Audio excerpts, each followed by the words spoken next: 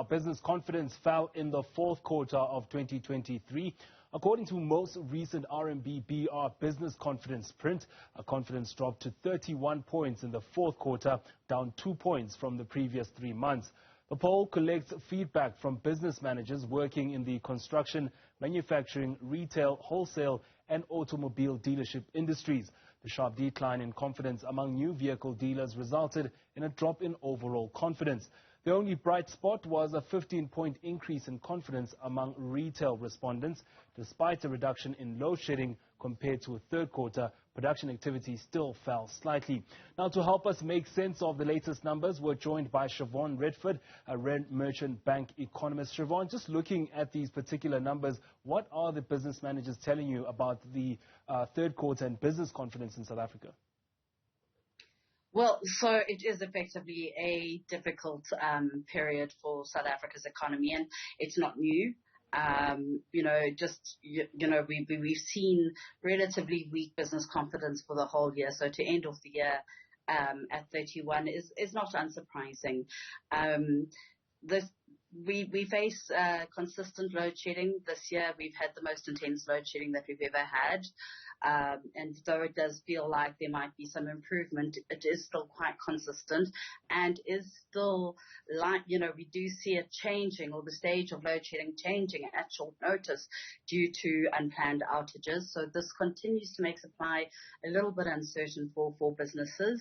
You also then have other structural issues which are largely logistical right now regarding our freight rail network, which is not working and not particularly efficient, plagued with a number of issues there, as a result forcing people to have to move goods across the country via road, which is more expensive and less efficient, particularly for bulk items, as well as our ports, which are being slow to bring in imports, which are often your intermediate or your inputs to manufacturing, or even some of the stuff that goes to wholesalers and retailers, for example, necessary for even our construction sector, as well as our exports are being slow and going out, which is affecting the billing timing for companies. Yeah. So it is a tough environment from a structural point of view.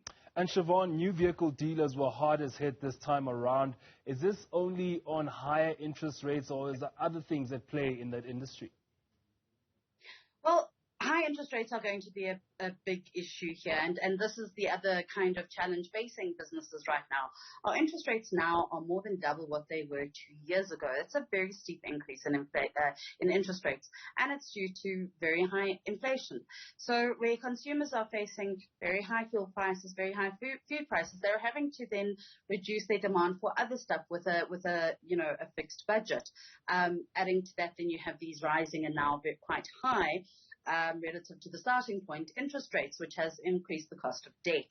And this is not just for us in South Africa, but abroad. So definitely a factor impacting your new vehicle dealers. It's a big interest rate related, big interest rate sensitive good, given that a lot of people borrow to get to buy a new car. And it's also probably, especially from a consumer point of view, the decision whether to buy a new car or to put in solar. These are both big number kind of investments. And if you have to borrow for one or the other, it does seem that solar, particularly given that households or private individuals have a 1 year tax incentive relative to businesses that have a 2-year tax incentive to get solar PV. So I think that's another factor that is reducing demand for new vehicles. Having a look at production growth, that also remained low during the period that you were reporting on this particular index. How is this going to affect investments and, more importantly, job creation in the country? Well, this is exactly the problem with it, and this is one of the things that we think is an important indicator that is coming out, or kind of preview as an indicator that is coming out of the survey. And really is that if you don't think things are going to go well, you're not going to invest in increasing capacity. Now, interestingly, our investment in the country, gross fixed capital formation, has been relatively robust.